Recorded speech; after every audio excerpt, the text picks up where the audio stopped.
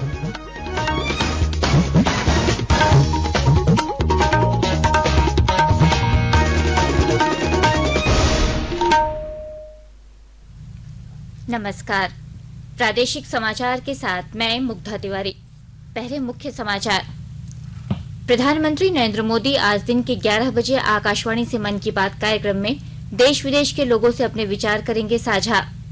नई दिल्ली में झारखंड की औद्योगिक एवं प्रोत्साहन नीति 2021 लॉन्च, 10,000 करोड़ के निवेश का हुआ करार। झारखंड में बनेगा देश का सबसे बड़ा floating solar plant. Fit India अभियान की दूसरी वर्षगांठ पर युवा कार्य और खेल मंत्री आज फिट इंडिया मोबाइल ऐप का करेंगे शुभारंभ। और झारखंड एकेडमिक काउंसिल ने मैट्रिक और इंटर की पूरक परीक्षा की तिथि घोषित कर दी है। और समाचारों से पहले एक जरूरी संदेश। देश भर में 18 वर्ष से अधिक आयु के सभी लोगों के लिए सरकारी केंद्रों में निःशुल्क टीकाकरण अभियान चलाया जा रहा है। हमारे युवा श्रोताओं से अपील है कि वे कोविड रोधी टीका जरूर लगवाएं और दूसरों को भी इसके लिए प्रेरित और सहयोग करें। कोरोना महामारी के प्रति आप कोई भी लापरवाही न बरतें, क्योंकि कोरोना अब भी हमारे लिए बड़ा खतरा बना हुआ है। जब तक आवश्यक न हो घर से बाहर न निकलें और इन आसान उपायों का पालन करें। मास्क लगाएं, 2 गज की सुरक्षित दूरी बनाए रखें, बार बार हाथ धोएं और चेहरा साफ रखें। कोविड से संबंधित जानकारी और मार्गदर्शन के लिए राष्ट्रीय हेल्पलाइन काम कर रही हैं। इनके नंबर हैं 011-23-97-8046 और 1075। इसके अलावा राज्य हेल्पलाइन नंबर 104 डायल कर समस्या का त्वरित समाधान लिया जा सकता है। और अब समाचार विस्तार से। प्रधानमंत्री नरेंद्र मोदी आज दिन के 11 बजे आकाशवाणी से मन की बात कार्यक्रम में देश विदेश के लोगों से अपने विचार साझा करेंगे। यह मासिक रेडियो कार्यक्रम की 80वीं कड़ी होगी। इसे आकाशवाणी और दूरदर्शन नेटवर्क तथा आकाशवाणी समाचार वेबसाइट www.newsonair.com और news on AIR mobile app पर प्रसारित किया जाएगा। आकाशवाणी के यूट्यूब चैनल, दूरदर्शन समाचार, प्रधानमंत्री कार्यालय और सूचना एवं प्रसारण मंत्रालय से इस कार्यक्रम का लाइव स्ट्रीम किया जाएगा। झारखंड में 10,000 करोड़ रुपए का निवेश होगा। कल नई दिल्ली में आयोजित इन्वेस्टर्स मीट के अंतिम दिन 5 कंपनियों डालमिया भारत ग्रुप, आधुनिक पावर, सेल, टाटा स्टील और प्रेम रबर वर्कर्स के साथ करार हुआ। इन कंपनियों की परियोजना से राज्य में लगभग 2 लाख लोगों को रोजगार दिए जाएंगे। इस मौके पर मुख्यमंत्री हेमंत सोरेन ने झारखंड औद्योगिक एवं निवेश प्रोत्साहन नीति 2021 का लोकार्पण भी किया। मुख्यमंत्री ने निवेशकों से कहा कि झारखंड में देश का सबसे बड़ा फ्लोटिंग सोलर प्लांट लगाया जाएगा। उन्होंने कहा कि राज्य सरकार रोजगार सृजन के लिए उद्योगों का मार्ग प्रशस्त कर रही है। केंद्र सरकार के प्रमुख वित्तीय समावेशन कार्यक्रम प्रधानमंत्री जन धन योजना के 7 वर्ष पूरे हो गए। यह योजना देश में सभी लोगों को बैंकिंग सुविधा के दायरे में लाने के उद्देश्य से 2014 में कल के दिन शुरू की गई थी। इस अवसर पर प्रधानमंत्री नरेंद्र मोदी ने योजना को सफल बनाने के लिए काम करने वाले सभी लोगों के अथक प्रयासों की सराहना करते हुए कहा कि उनके प्रयासों ने देशवासियों को बेहतर जीवन व्यतीत करने को सुनिश्चित किया है। श्री मोदी ने कहा कि इस योजना से अनगिनत देशवासियों के लिए वित्तीय समावेशन और गरिमापूर्ण जीवन के साथ साथ सशक्तिकरण सुनिश्चित हुआ है। प्रधानमंत्री नरेंद्र मोदी ने कल पंजाब के अमृतसर में जलियांवाला बाग के पुनर्निर्मित परिसर को वीडियो कॉन्फ्रेंस के माध्यम से राष्ट्र को समर्पित किया। उन्होंने स्मारक के निकट विकसित संग्रहालय दीर्घाओं का भी उद्घाटन किया। कार्यक्रम में स्मारक परिसर को विकसित करने के लिए सरकार की ओर से की गई पहलों को भी प्रदर्शित किया गया। प्रधानमंत्री ने पंजाब की पवित्र भूमि को नमन करते हुए जलियांवाला बाग नरसंहार में शहीद हुए लोगों को श्रद्धांजलि अर्पित की। उन्होंने कहा कि जलियांवाला बाग एक ऐसा स्थान है जहां सरदार उधम सिंह और सरदार भगत सिंह जैसे अनगिनत क्रांतिकारियों को देश की आजादी के लिए मर मिटने की प्रेरणा दी। राष्ट्रपति रामनाथ कोविंद आज अयोध्या जाएंगे। वे लखनऊ से विशेष रेलगाड़ी से अयोध्या पहुंचेंगे। राष्ट्रपति इस समय उत्तर प्रदेश की 4 दिन की यात्रा पर हैं। श्री कोविंद अयोध्या में कई विकास परियोजनाओं का शुभारंभ करेंगे और रामायण सम्मेलन का उद्घाटन करेंगे। राज्यपाल आनंदीबेन पटेल और मुख्यमंत्री योगी आदित्यनाथ इस अवसर पर उपस्थित रहेंगे। आजादी का अमृत महोत्सव आयोजन के लिए एक हिस्से के रूप में सूचना और प्रसारण मंत्रालय इस महीने की 23 से 29 तारीख तक विशेष सप्ताह मना रहा है। इस सिलसिले में आज आकाशवाणी पर हिंदी और अंग्रेजी में आजादी का सफर आकाशवाणी के साथ कार्यक्रम का प्रसारण किया जाएगा। स्वतंत्रता सेनानियों या कला या संस्कृति पर पुस्तकों की समीक्षा इम्प्रिंट का प्रसारण शाम 4:45 पर परिक्रमा में होगा। इसके अतिरिक्त क्षेत्रीय अमृत महोत्सव क्विज का भी आयोजन किया जा रहा है। दूरदर्शन पर कल सुबह आजादी का सफर और सागा ऑफ फ्रीडम स्ट्रगल कार्यक्रमों का प्रसारण होगा। दूरदर्शन पर एक भारत श्रेष्ठ भारत विषय पर विशेष कार्यक्रम का भी प्रसारण होगा। इसके अतिरिक्त दूरदर्शन के राष्ट्रीय चैनल पर आज शाम को देशभक्ति की फिल्में भी दिखाई जाएंगी। देश के 75वें स्वाधीनता दिवस समारोह के उपलक्ष्य में आजादी का अमृत महोत्सव के अंतर्गत प्रादेशिक समाचार एकांश आकाशवाणी रांची द्वारा स्वाधीनता संग्राम और उसके गौरवशाली इतिहास पर 18 अगस्त से साप्ताहिक अमृत महोत्सव क्विज का शुभारंभ किया गया है। आजादी के 75 वर्षों का पर्व अमृत महोत्सव प्रत्येक बुधवार शाम 7 बजे प्रसारित होने वाले प्रादेशिक समाचार के दौरान पूछे गए प्रश्न का सही उत्तर देने वाले प्रथम 10 प्रतिभागियों में से लकी ड्रॉ द्वारा चुना हुआ एक प्रतिभागी इनाम का हकदार होगा। इसके लिए सुनते रहें आकाशवाणी रांची का प्रसारण।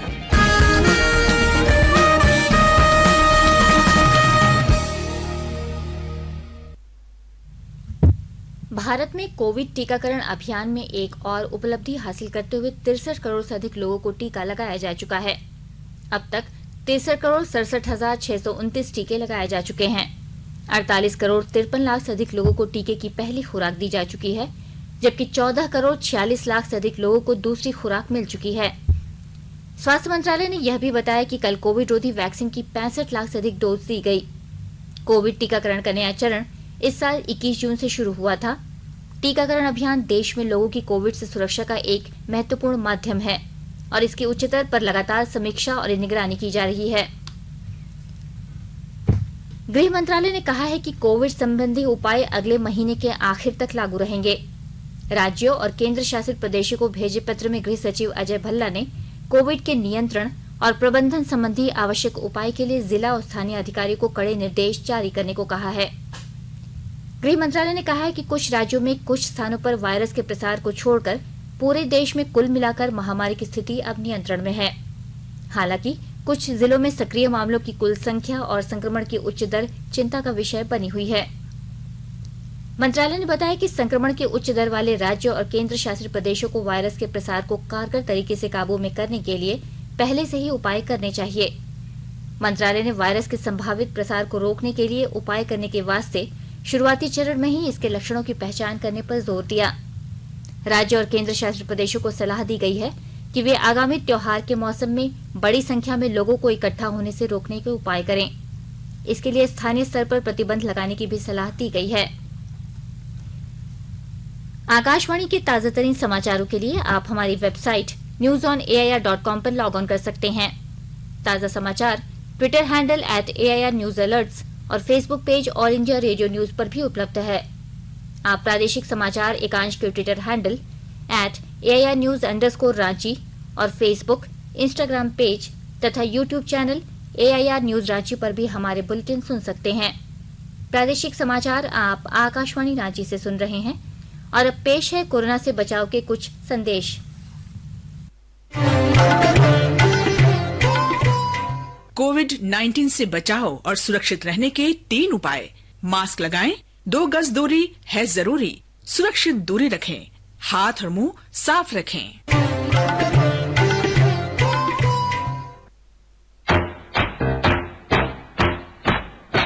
चलो मिलकर एक शुरुआत करें, चलो एक फैसला आज करें, मास्क नहीं तो टोकेंगे, कोरोना को रोकेंगे, चलो इस वादा करते हैं, चलो इस वादा करते हैं, मास्क नहीं तो टोकेंगे, कोरोना को रोकेंगे। भारत सरकार द्वारा जनहित में जारी। केंद्र सरकार कोविड महामारी के दौरान लोगों की सुविधा के लिए बनाए गई राष्ट्रीय स्तर के हेल्पलाइन नंबर के बारे में लोगों को जागरूक कर रही है। सूचना प्रसारण मंत्रालय अपने विभिन्न विभागों के माध्यम से इन हेल्पलाइन के बारे में जागरूकता बढ़ा रहा है।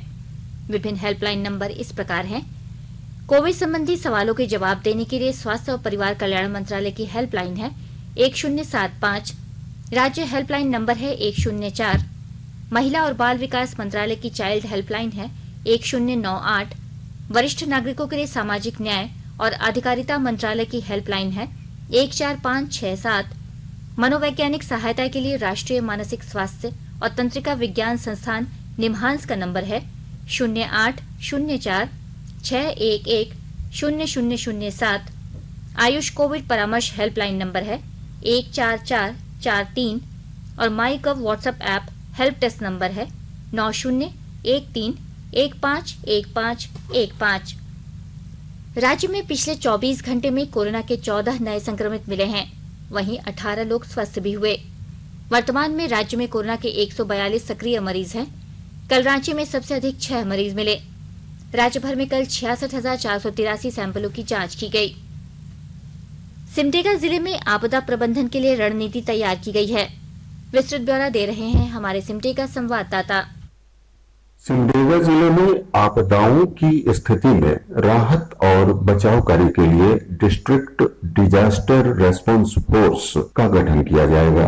इसकी प्रक्रिया शुरू करते हुए 57 युवाओं को प्रशिक्षण दिया जा रहा है। एनडीआरएफ की टीम ने चयनित युवाओं को जिले के केलाघाट डैम में प्रशिक्षण दिया। उन्हें बचाव के उपकरणों के इस्तेमाल, आपदा में फंसे व्यक्ति की जान बचाने, प्राथमिक उपचार, उन्हें चिकित्सालय पहुंचाने आदि के बारे में जानकारी दी गई। अनुमंडल पदाधिकारी महेंद्र कुमार ने कहा कि अपने जिले में डीडीआरएफ की टीम होने से आपदा की स्थिति में त्वरित कार्रवाई की जा सकेगी। मनोज कुमार सिन्हा, मनु, आकाशवाणी समाचार, सिमडेगा। फिट इंडिया अभियान की दूसरी वर्षगांठ मनाने और आजादी का अमृत महोत्सव के हिस्से के रूप में युवा कार्य और खेल मंत्री अनुराग सिंह ठाकुर आज फिट इंडिया मोबाइल ऐप का शुभारंभ करेंगे। यह कार्यक्रम दिल्ली के मेजर ध्यान सिंह नेशनल स्टेडियम में होगा। इस कार्यक्रम में युवा कार्य और खेल राज्य मंत्री निशित प्रामाणिक भी शामिल होंगे। दोनों मंत्री भारतीय हॉकी टीम के कप्तान मनप्रीत सिंह, पहलवान संग्राम सिंह, अयाज मेमोन, कैप्टन एनिक दिव्या, एक स्कूल के विद्यार्थियों और एक गृहिणी के साथ वर्चुअल माध्यम से जुड़ेंगे। ये लोग फिट इंडिया ऐप के शुभारंभ के बाद इसका इस्तेमाल करते हुए फिट इंडिया अभियान से संबंधित कार्यक्रमों का प्रदर्शन करेंगे। फिट इंडिया ऐप एंड्रॉयड और iOS पोर्टल पर उपलब्ध होगा और इसे यह ध्यान रखते हुए विकसित किया गया है कि यह सामान्य स्मार्टफोन पर भी काम कर सके। फिट इंडिया ऐप शुभारंभ कार्यक्रम को फिट इंडिया के फेसबुक पेज पर लाइव देखा जा सकता है और इसे गूगल प्ले स्टोर या एप्पल ऐप स्टोर से निःशुल्क डाउनलोड किया जा सकता है। राष्ट्र को फिट और स्वस्थ बनाने की कल्पना करते हुए प्रधानमंत्री नरेंद्र मोदी ने 29 अगस्त 2019 को फिट इंडिया अभियान की शुरुआत की थी। आज राष्ट्रीय खेल दिवस है। जाने माने हॉकी खिलाड़ी मेजर ध्यानचंद की जयंती पर हर वर्ष 29 अगस्त को खेल दिवस मनाया जाता है। केंद्र सरकार ने इस महीने की 6 तारीख को मेजर ध्यानचंद के सम्मान में उनके नाम पर राष्ट्रीय खेल रत्न पुरस्कार का नामकरण किया था। गोड्डा जिले में खाद्य एवं पोषण विषय पर किसानों को जानकारी देने के लिए एक कार्यक्रम का आयोजन किया गया।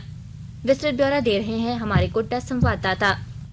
के अमृत महोत्सव के उपलक्ष्य में केंद्र सरकार के ग्रामीण विकास ट्रस्ट गोड्डा के सभागार में एक सेमिनार का ऑनलाइन आयोजन किया गया। किसानों के लिए खाद्य एवं पोषण विषय पर केंद्रीय कृषि मंत्री नरेंद्र सिंह तोमर का उद्बोधन भी किसानों को सुनाया गया। गोड्डा के वैज्ञानिक डॉक्टर रविशंकर ने किसानों से कहा कि भारत वर्ष का खाद्यान्न उत्पादन 302 मिलियन टन, दलहन 28 मिलियन टन और तिलहन 32 मिलियन टन है। फिर भी महिलाओं और बच्चों में कुपोषण की समस्या दिखाई पड़ती है। उन्होंने कहा कि इसके बचाव के लिए गोड्डा जिले में भी बायोफोर्टिफाइड प्रजातियों का चयन किया जा रहा है। इससे कुपोषण से छुटकारा मिलेगा। साथ ही धान की उन्नत खेती के लिए कम अवधि वाले प्रजातियों जैसे सहभागी, सबौर, अर्धजल आदि का उपयोग किसान भाई कर रहे हैं। आकाशवाणी समाचार के लिए गोड्डा से मैं रंजन कुमार। सरायकेला खरसावां जिले में शिक्षा के क्षेत्र में बेहतर योगदान देने वाले 5 शिक्षकों को शिक्षक दिवस के अवसर पर सम्मानित किया जाएगा। जिला शिक्षा अधीक्षक महमूद आलम ने बताया कि शिक्षकों की सूची तैयार की जा रही है। उपायुक्त की अध्यक्षता में चयन समिति की बैठक में इस सूची को अंतिम रूप दिया जाएगा। उन्होंने कहा कि शिक्षा विभाग की ओर से सम्मानित होने वाले शिक्षकों को प्रशस्ति पत्र के अलावे 10,000 रूपये भी दिया जाएगा। राज्य में शैक्षणिक सत्र 2021-22 के लिए पहली से 12वीं कक्षा के पाठ्यक्रम में 25% की कटौती प्रस्ताव पर स्वीकृति दे दी गई है।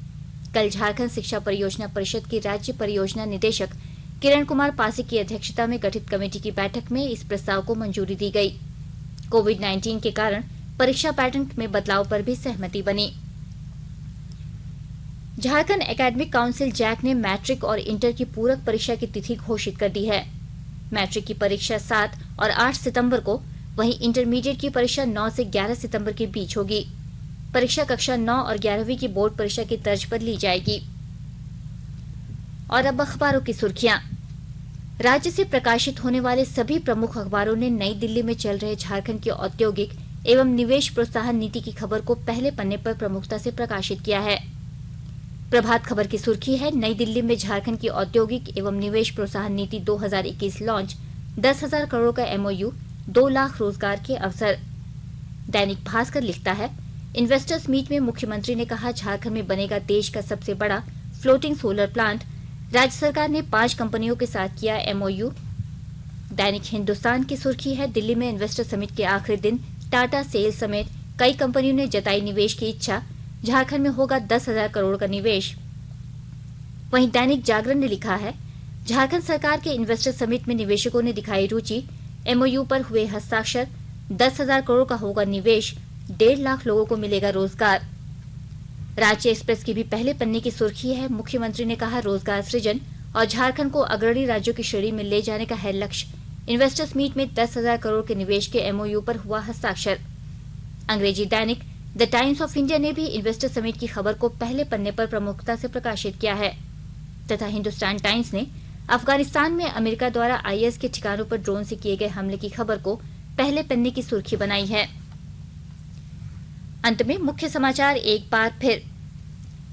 प्रधानमंत्री नरेंद्र मोदी आज दिन के 11 बजे आकाशवाणी से मन की बात कार्यक्रम में देश विदेश के लोगों से अपने विचार करेंगे साझा। नई दिल्ली में झारखंड की औद्योगिक एवं प्रोत्साहन नीति 2021 लॉन्च, 10,000 करोड़ के निवेश का हुआ करार। झारखंड में बनेगा देश का सबसे बड़ा floating solar plant. Fit India अभियान की दूसरी वर्षगांठ पर युवा कार्य और खेल मंत्री आज फिट इंडिया मोबाइल ऐप का करेंगे शुभारंभ। और झारखंड एकेडमिक काउंसिल ने मैट्रिक और इंटर की पूरक परीक्षा की तिथि घोषित कर दी है। इसके साथ ही आकाशवाणी रांची से प्रादेशिक समाचार का ये बुलेटिन समाप्त हुआ। नमस्कार। घर में रहिए, सुरक्षित रहिए और सुनते रहिए आकाशवाणी।